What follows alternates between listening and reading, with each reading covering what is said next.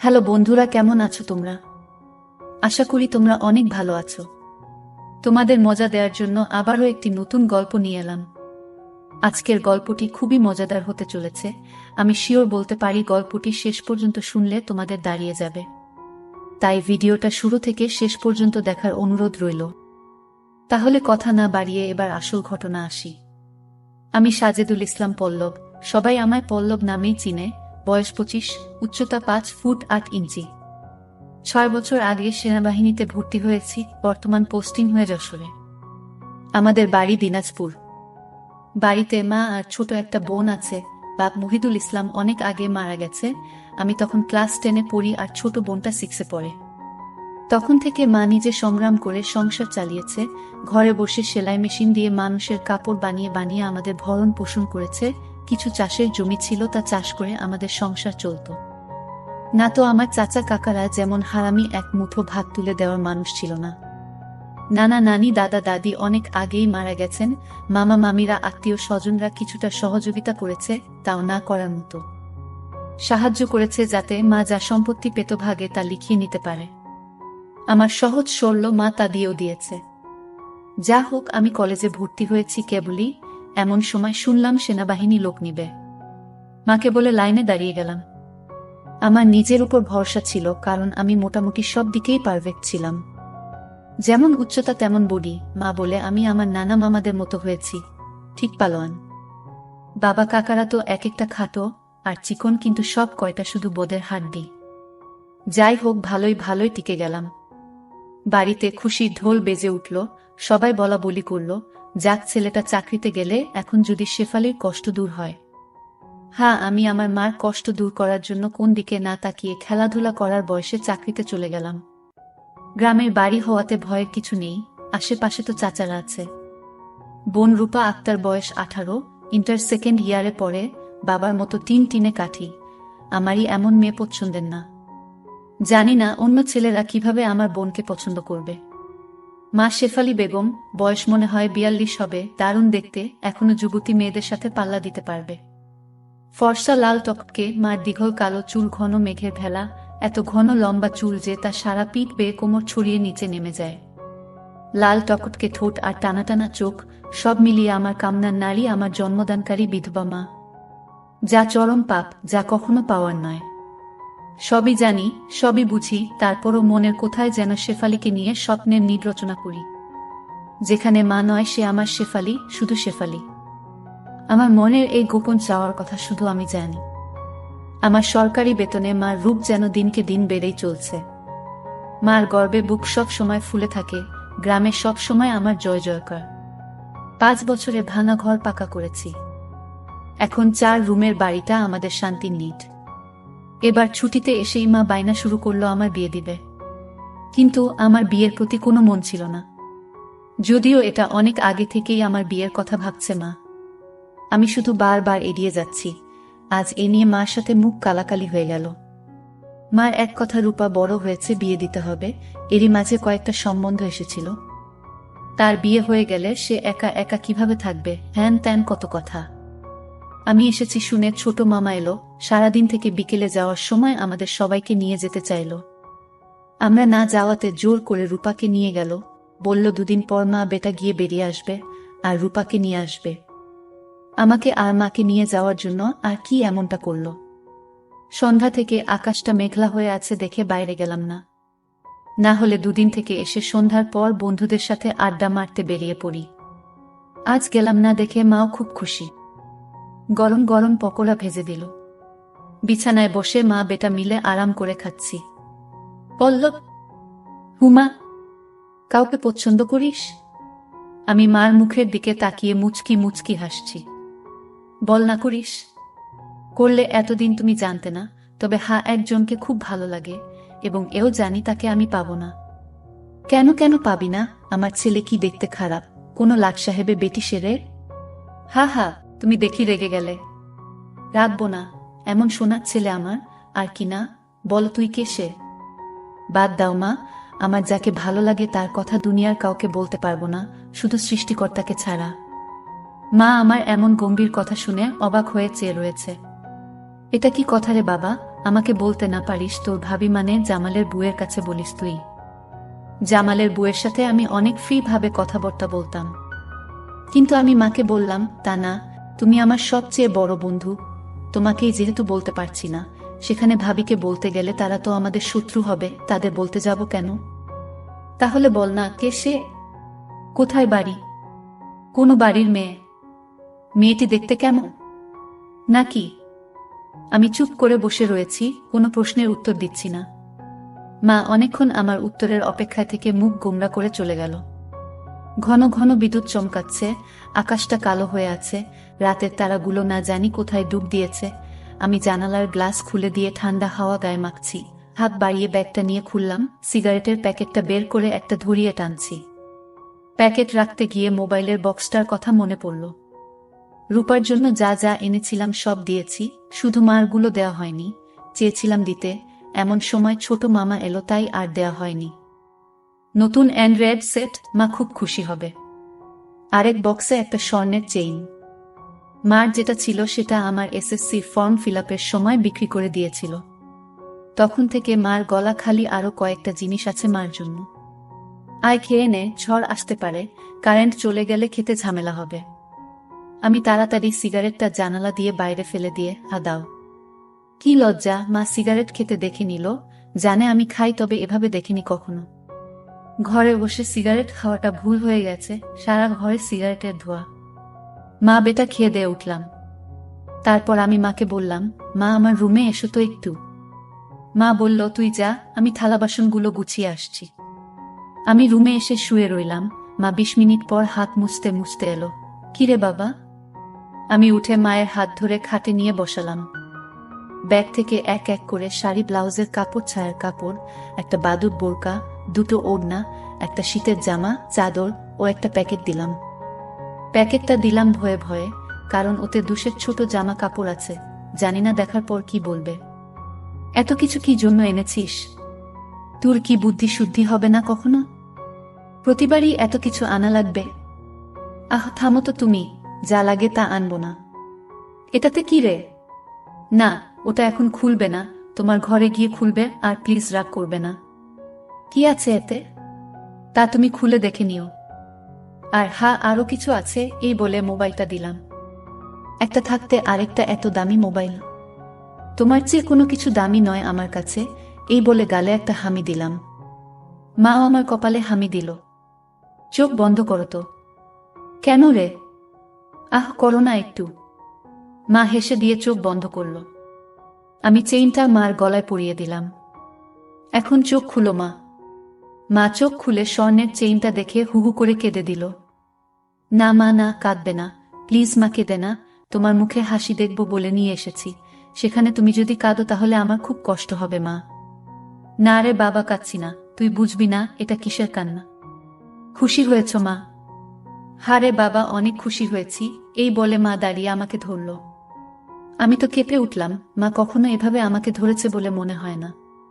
কি নরম, কি সুন্দর ঘ্রাণ, দুটো আমার বুকে পিষ্ট হচ্ছে। মা অনেকটা খাটো হওয়াতে তার মাথাটা আমার থুতনির নিচে, চুল থেকে সুবাস এসে নাকে লাগছে। নাক মুখ ডুবিয়ে দিলাম চুলে। ধীরে ধীরে আমার ওটা শক্ত হচ্ছে। মন চাচ্ছে হাত দুটো আরেকটু নিচে নিয়ে রাখি, তবে সাহস পাচ্ছি না। আমার মা যা রাগী মানুষ, ছোটবেলায় কত বেতুপিটা করেছে তার হিসাব নেই। মার মুখটা দুহাত দিয়ে ধরে কপালে একটা হামি দিলাম। আর কখনো কাঁদবে না মা, আমি যেন তোমার চোখে পানি না দেখি। আচ্ছা বাবা, আর কাঁদবো না। তো যাও, লাল তাঁতের শাড়িটা পরে দেখাও তো, দেখি কেমন লাগে আমার মাকে। যা পাগল, আমি বিধবা মেয়ে লোক, এমন লাল টপকে শাড়ি পরলে মানুষে কি বলবে? কে কি বলল তাতে তোমার কি যায় আসে? আর এখানে মানুষ আসবে কোথা থেকে? মানুষ ওর সামনে না পড়তে চাইলে পড়ো না, এখন আমাকে তো পরে দেখাও। আমার খুব মন চাইছে সাজুগুজু করে কেমন লাগে দেখতে। তাই ইস আমার বাবা এনেছে, আর আমি পরব না তা কি হয়? তবে মানুষের সামনে কখনো পড়তে বলিস না রে। ঠিক আছে মা, আমি শুধু আমার সুন্দরী মাকে দু চোখ ভরে দেখতে পেলেই হলো। যা দুষ্টু, মাকে কেউ সুন্দরী বলে? হা হা হা, তাই? তাহলে কি বলবো গো? তুই জানিস কি বলবি। বেয়াদবি নিও না, প্যাকেটে যা আছে তাও পড়ো। কি আছে রে এতে? যা খুলে দেখো। মা চলে গেল। আমি পিছন থেকে তার পাছার দোল দেখে মুগ্ধ হয়ে গেলাম। এ মহিলার কি কখনো যৌবনে ভাটা পড়বে না? প্রায় 15 মিনিট পরে মা এলো।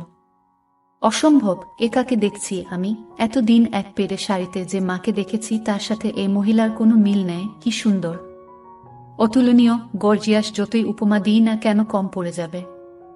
মা দরজার কাছে দাঁড়িয়ে আছে, আমি বিছানার পাশে হা করে দাঁড়িয়ে আছি। মা ভীষণ মায়াবী করে হেসে চোখের ভ্রু উঠানামা করে জানতে চাইলে, কি কেমন? আমি ধীরে ধীরে মার সামনে গিয়ে দাঁড়ালাম। কি রে, কেমন হয়েছে? দারুণ মা, খুব সুন্দর, মনে হচ্ছে অ্যাঞ্জেল। যা দুষ্টু, মাকে এমন কমপ্লিমেন্ট দিতে হয়? আমার 10 পাস মা যে এমন কথাও বলতে পারে জানা ছিল না। সরি মা, বলে হাত ধরে বিছানায় নিয়ে বসালাম। আমি নিচে বসে মার কোলে মাথা রাখলাম। তুমি সব সময় এমন ভাবে থাকতে পারো না মা? মা আমার মাথায় চুলে হাত বুলিয়ে দিয়ে, কি পাগলের মতো বলছিস? মানুষে দেখলে কি বলবে? তাহলে বলো, আমি যে কয়দিন থাকবো সে কয়দিন এমন করে সেজে থাকবে? কেন রে? আমার খুব ভালো লাগে মা। পাগল, আচ্ছা থাকবনি। আমি মুখ উঠিয়ে মার মুখের দিকে তাকিয়ে, ওগুলো পড়েছ মা? যা শয়তান, কিছু তো স্মরণ কর। মার জন্য কেউ এসব আনে? জানি না মা কেউ আনে কিনা, তবে বাবা থাকলে হয়তো আমিও আনতাম না। সে নেই দেখে মনে হলো আমার মার তো ভালো মন্দর খোঁজ রাখার কেউ নেই, তাই নিজেই রাখি। রাগ হয়েছ মা? না, রাগ হয়নি, কিন্তু আর আনিস না। কেন মা, পছন্দ হয়নি নাকি সাইজে হয়নি? সব ঠিক আছে, তবে তবে কি মা? মা লজ্জায় মুখ ঘুরিয়ে নিয়ে, তুই এনেছিস ভাবলে পড়তে শরম করে রে। আজ থেকে আমাকে ছেলে নয় বন্ধু ভাববে, তাহলে আর শরম করবে না, হবে মা আমার বন্ধু। যাহ পাগল, সমবয়সী না হলে কি বন্ধু হওয়া যায়? এ যুগে ওসব পুরনো কথা মা। তাই বলে মা ছেলে? হ্যাঁ মা ছেলে, এতেই তো ভালো, একে অপরের কাছে আসা যায়। তুই অনেক বড় হয়ে গেছিস দেখি, কি সুন্দর কথা বলছিস। তা তো অবশ্যই, কয়দিন পর তোমার ছেলে 2nd লেফটেন্যান্ট অফিসার হবে। খুব ভালো হবে রে বাবা, খুব ভালো হবে। এমন সময় বিদ্যুৎ চলে গেল। মোবাইলটা জ্বালাতো পড়ল, দেখি চার্জার বাতিটা কোথায় আছে। থাক না মা এমন, কি সুন্দর তোমার কোলে শুয়ে আছি। জানো মা, পাহাড়ি এলাকায় একা একা পোস্টে ডিউটি দেওয়ার সময় এমন স্বপ্ন রোজ দেখি। প্রতিদিন মনে হয় তোমার কোলে শুয়ে একটু যদি। ঠিক আছে, এমনই থাক, তোর যত মন চাই। ধন্যবাদ মা। আজ আমার পাশে ঘুমাবে একটু? কেন রে? মন চাচ্ছে তোমাকে ধরে ঘুমাতে। ঠিক আছে, যা সদর দরজাটা বন্ধ করে ঘরগুলোতে ছিটকানি লাগিয়ে আয়। আমি উঠে মার গালে চুমু দিয়ে লাফাতে লাফাতে চলে গেলাম। আজ আমার খুশি ধরে না, কিছু হলে হতেও পারে। এক জগ পানি নিয়ে এলাম সাথে করে। এসে দেখি মা শুয়ে পড়েছে। টেবিলে জগটা রেখে খাটের পাশে দাঁড়ালাম। মা দেয়ালের দিকে সরে গিয়ে আমাকে জায়গা করে দিল। বজ্রপাতের আলোতে মার মুখটা মায়াবী মায়াবী লাগছে।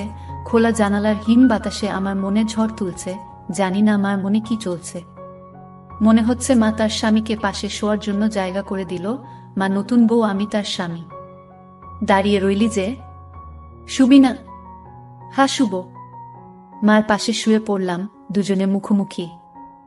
আধো অন্ধকারে দুজনে দুজনার দিকে চেয়ে আছি। ঘুমাবি না?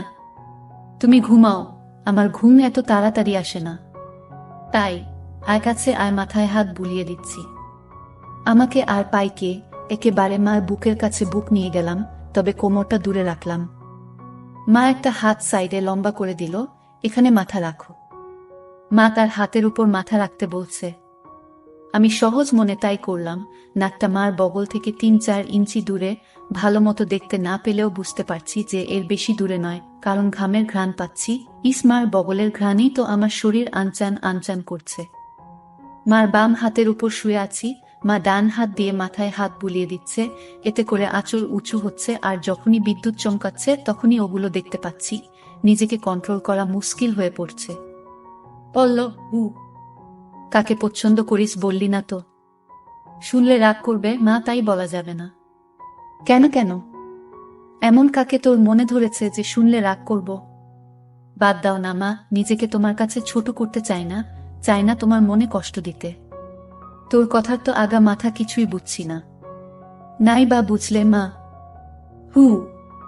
তোমাকে একটু ধরি? মা হি হি করে হেসে, ধর। কি সুন্দর ঘ্রাণ গো মা তোমার। যা শয়তান। আমি মার এমন আশকারা দেওয়া কথায় সাহস পেয়ে তাকে চিৎ করে দিলাম। মন চাচ্ছে কোমরাটা উপর তুলে দিতে।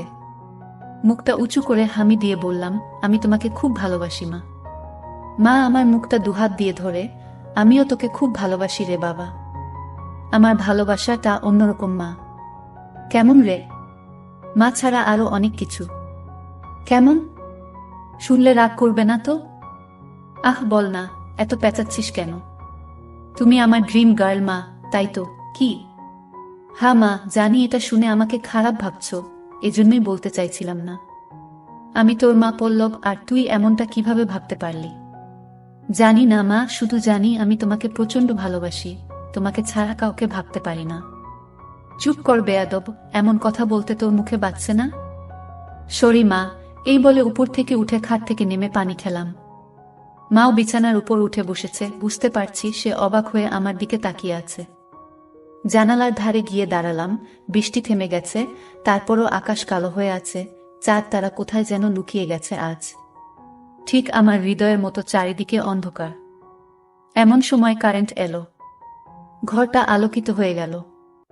আমি জানালাটা লাগিয়ে দিলাম, পর্দা ঝুলিয়ে দিয়ে ঘুরে দাঁড়ালাম। মা বিছানার উপর হাঁটুতে মাথা দিয়ে নির্বাক বসে আছে। ফ্যানের হাওয়া মার রেশমি চুলগুলো দোলা দিচ্ছে। মনে হচ্ছে নববধূ বসে আছে। মা মুখ তুলে আমাকে তার দিকে এক মনে তাকিয়ে থাকতে দেখে, এখনে আয়। আমি মার কাছে গেলাম। বস। বসলাম। মা আমার পিঠে হাত বুলিয়ে দিয়ে বলে, এমনটা হয় না বাবা, আমার লক্ষ্মী ছেলে, আমি কিছু মনে করিনি। আমি জানি তোদের বয়সের ছেলেদের ফ্যান্টাসি হয় খালা চাচিরা, তবে মাকে নিয়ে ফ্যান্টাসি রচনা করা একটু বেশি হয়ে যায়। সরি মা। আমার ভোলি ভালি মা যে এতটা বুঝে এতটা পোক্ত আমার জানাই ছিল না, এত অনেক শেয়ানা। ঠিক আছে, চেষ্টা কর আমার উপর থেকে মনটা সরিয়ে অন্যদিকে নিতে, বিয়েটা করে নে, দেখবি সুন্দরী বউ পেলে মাকে ভুলে যাবি। আমি মাথা নিচু করে পারবো না মা, প্লিজ। নিজের সাথে অনেক লড়াই করেছি, আমি ক্লান্ত মা, কিছুতেই তোমাকে মন থেকে সরাতে পারি না। কেন রে, কি এমন পাস আমার মাঝে? আমি মুখ তুলে মার মুখের দিকে তাকিয়ে, জানি না মা, শুধু জানি তুমি আমার সব, তোমার কথা চিন্তা করলেই আমার আমার কি তোর? পাগল হয়ে যায় মা।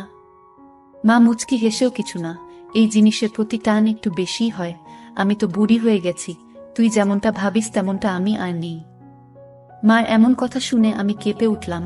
মা কি ইশারায় আমাকে বুঝালো যে তার জিনিসপত্র আর আগের মতো নেই, দেখলে আমার পছন্দ হবে না?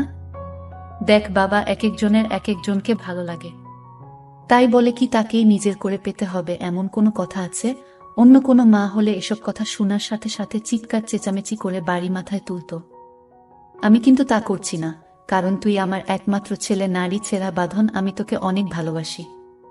তাই বলছি, আমার ভালোবাসার মর্যাদা রাখতে বিয়ে করে নে বাবা, দেখবি ধীরে ধীরে আমার থেকে মন বুমার দিকে চলে গেছে। ধন্যবাদ মা, তুমি আমার কথা মন দিয়ে শুনেছ এবং যুক্তি দিয়ে ভালো মন্দের বিচার করেছ বলে। তবে লজ্জা না করে বলছি মা, এর আগেও আমি দু একটা মেয়ের সাথে মিশেছি, তারা শুধু সুখ পেয়েছে আমার কাছে, আদর ভালোবাসা একটুও পাইনি আমার কাছ থেকে। এমনকি আমার নিজেরও হয় না যতক্ষণ চোখ বন্ধ করে তোমাকে না ভাবি, যখন সে মেয়ের জায়গায় তোমাকে কল্পনা করি তখন আমি আর নিজের মাঝে থাকি না, সুখের সাগরে ভেসে যাই কেবলমাত্র তখনই হয় আমার। তুই তো অনেক দূর এগিয়ে গেছিস তাহলে। আমি অনেক আগে থেকেই বুঝতে পেরেছিলাম যে আর চোখে লুকিয়ে লুকিয়ে আমাকে দেখিস। ভাবতাম শয়তান ছেলে পুলে, আর একটু বড় হলে সমবয়সী মেয়েদের সাথে মিশলে ঠিক হয়ে যাবে, কিন্তু এখন দেখছি তা না, তোর দেখি বয়স্ক মহিলাদের ভালো লাগে। এতক্ষণ মার সাথে এত খোলামেলা কথা বলতে পেরে নিজেকে অনেক হালকা লাগছে। সাহস করে মাকে ধরে শুইয়ে দিলাম। মা চুলে হাত বুলিয়ে দিচ্ছে। আমি তাহলে কি করব মা? সেটাই তো ভাবছি।